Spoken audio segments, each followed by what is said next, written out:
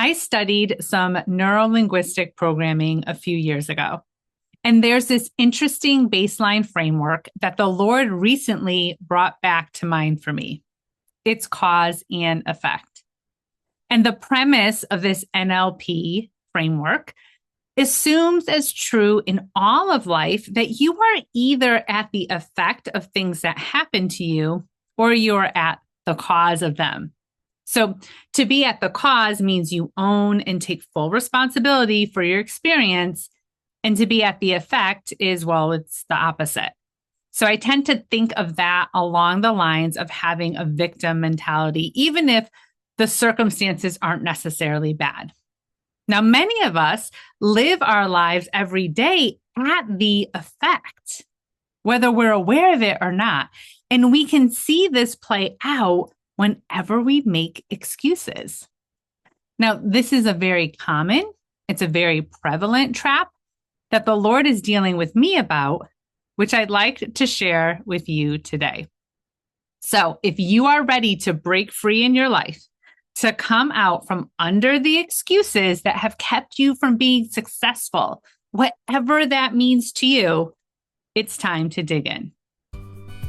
Hey there. Are you a Christian woman who's ready to strengthen your faith and stop the madness in your mind? The worry, doubt, anxiety. Do you want something more for your life but are not sure where to even begin? You've come to the right place. Hi, I'm Kristen Campbell. I'm excited that you're here as we journey together to discover mindset renewal and empowered faith for the Christian woman. Before we jump into today's podcast, I want to bring your attention to a slight change in my podcast schedule. I will be releasing new episodes every other Monday for the time being. I have to take my own advice. I have to build some margin into my schedule for all that I feel God is calling me to in the months ahead. But this will give you all more time to sit with the Lord and work through the reflection questions that I have available to download on my website, thekristencampbell.com. You can find these under podcast files. Again, these are free resources, and they're designed to help you dig deep with the Lord in your own time.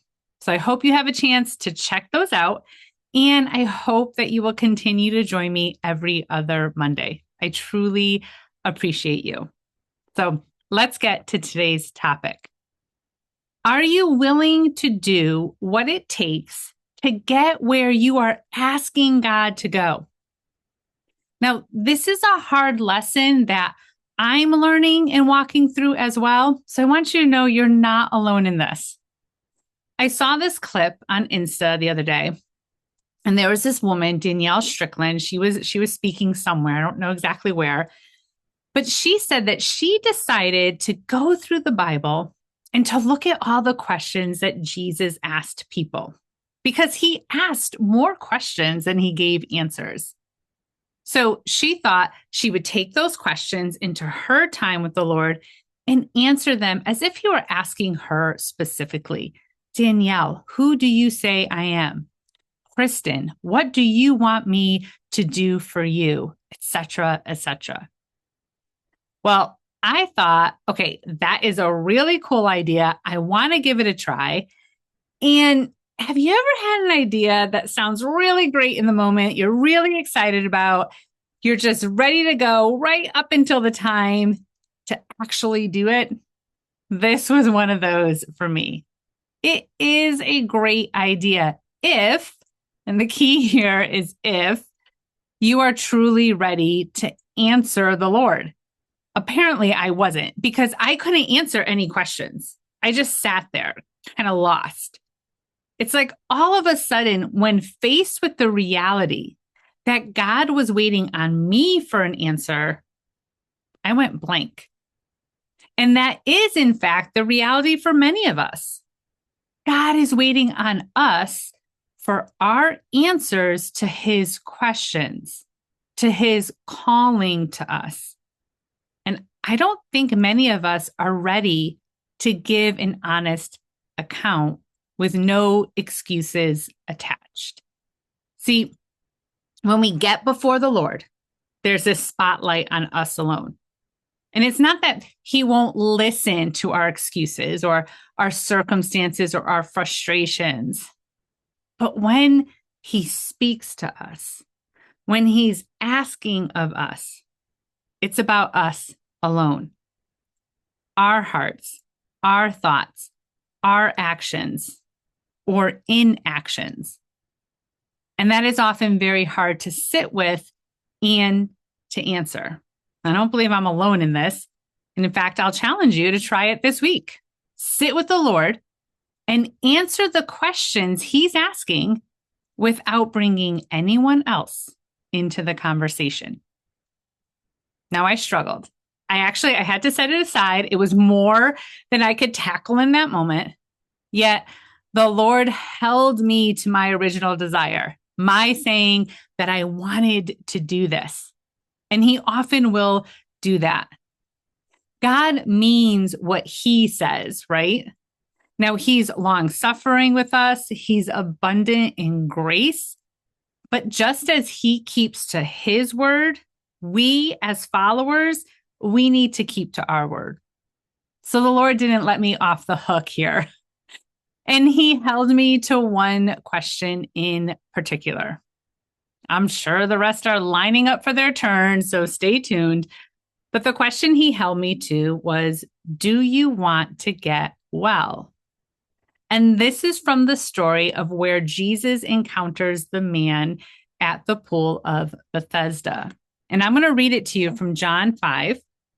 And these are verses 2-9 in the Amplified. It says, now in Jerusalem, near the sheep gate, there is a pool which is called in Hebrew Bethesda, having 5 porticos, and in those porticos lay a great number of people who were sick, blind, lame, withered, waiting for the stirring of the water. For an angel of the Lord went down into the pool at appointed seasons and stirred up the water. The first one to go in after the water was stirred was healed of his diseases. Now there was a certain man there who had been ill for 38 years.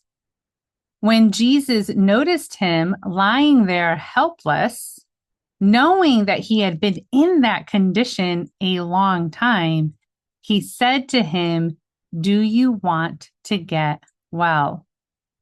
The invalid answered, sir, I have no one to put me in the pool when the water is stirred up.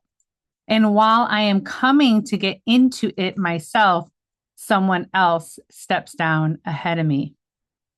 Jesus said to him, get up, pick up your pallet and walk. Immediately the man was healed and recovered his strength and picked up his pallet and walked. Now the story, it's always struck me as sad and odd.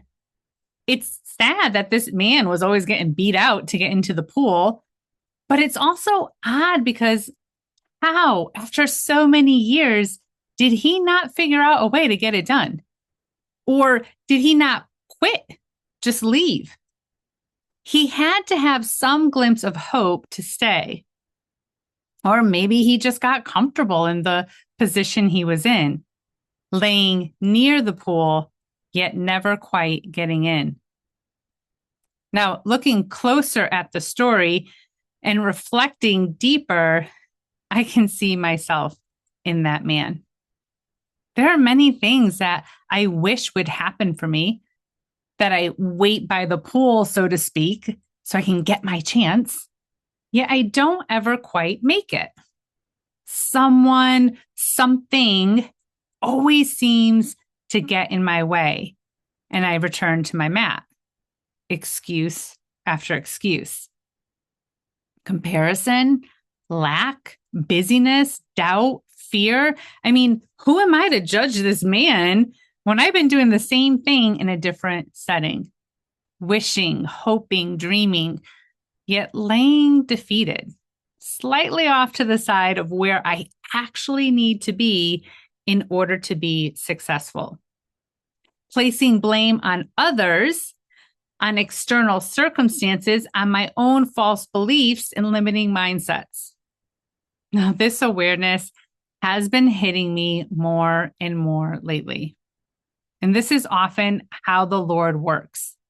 Once you get a glimpse, he's going to keep showing you, provided you are willing to see, until you finally get it.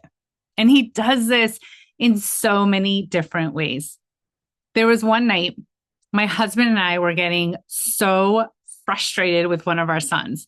Now, he is super smart. He's very athletic. He's gifted in so many areas. Yet if he doesn't feel like it, he just goes through the bare minimum motions. And we were talking to him about how he needs to push through, to persevere through the mundane, to get to the point where he enjoys it, to get to that victory, that the victory and the accomplishment that comes after the boring and the hard. And we were getting so frustrated because we can see the gifts in him.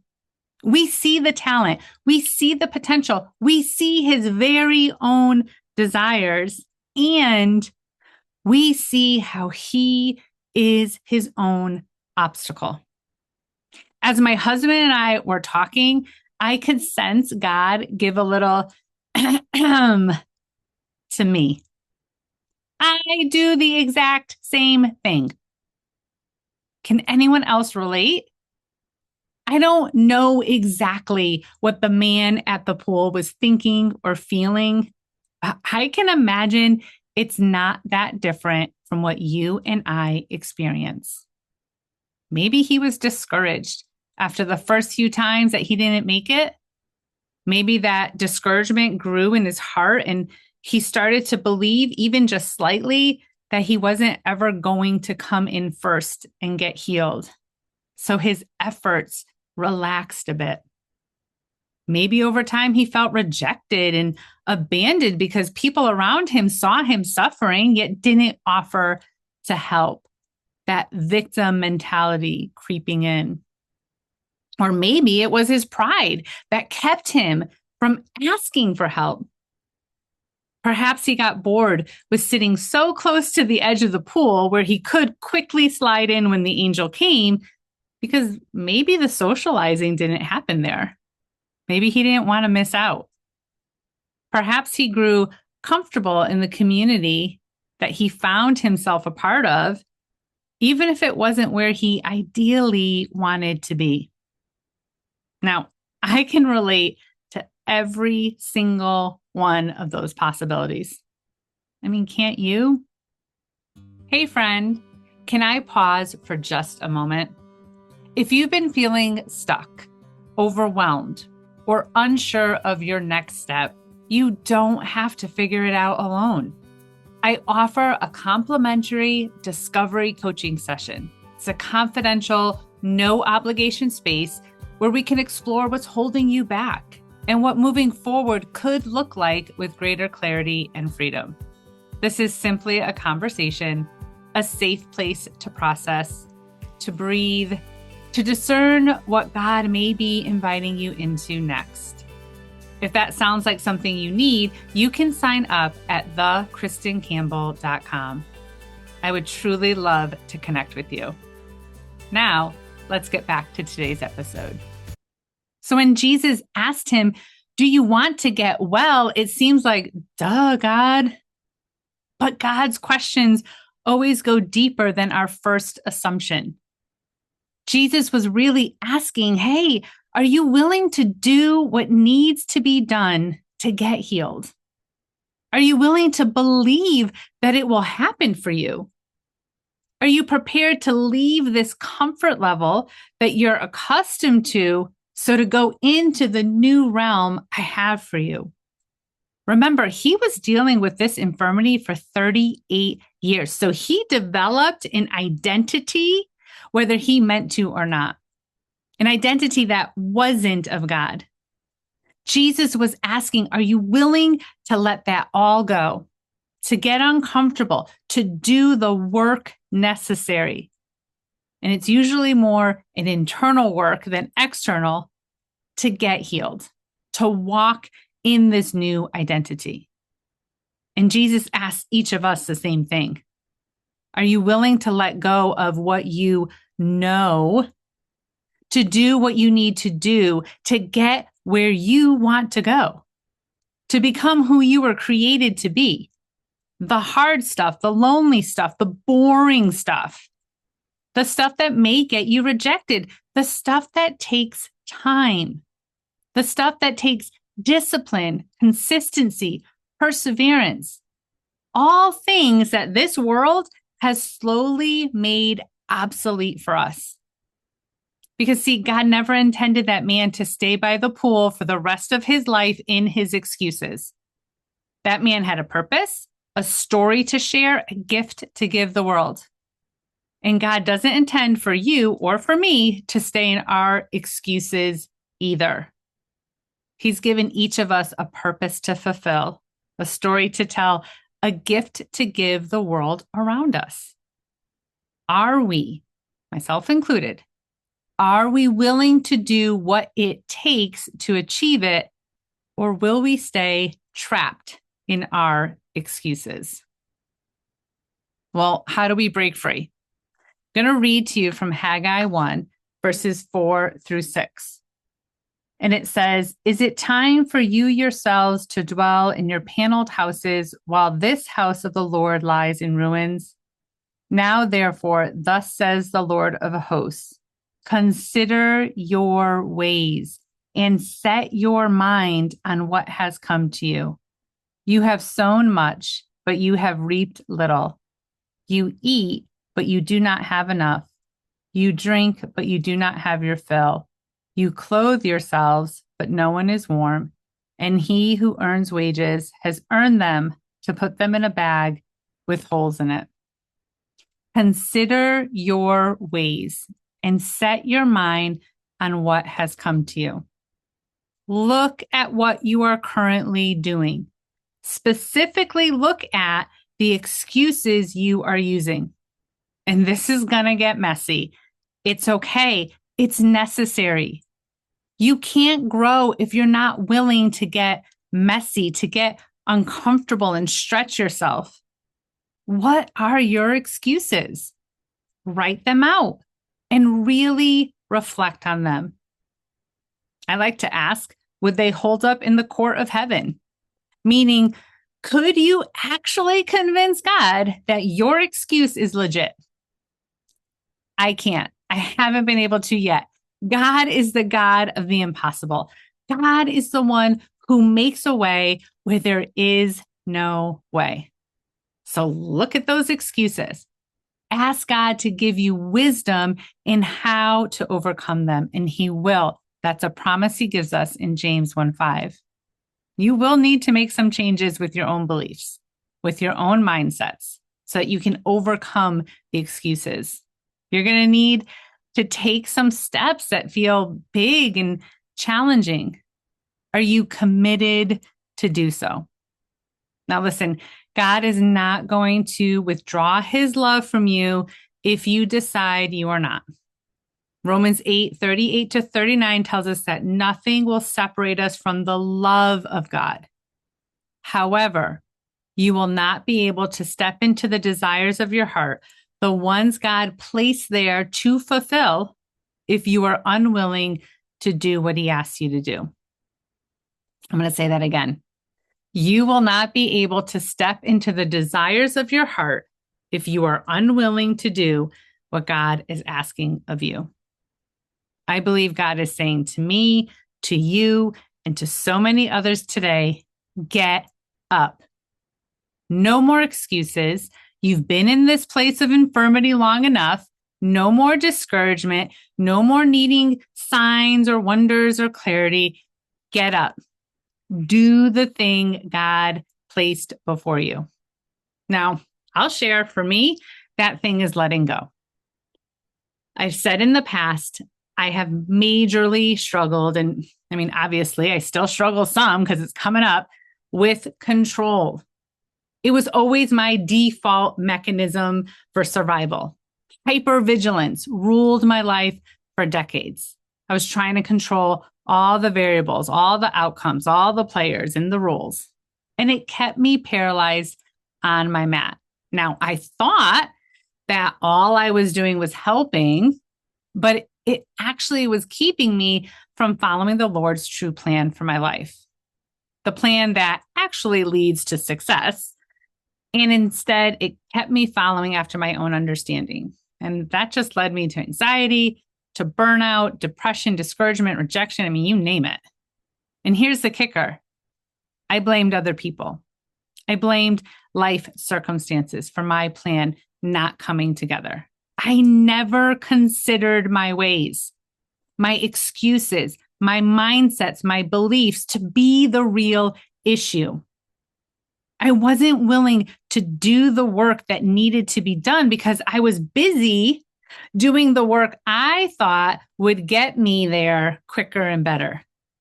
I wasn't willing to take a hard look at how I was my biggest problem.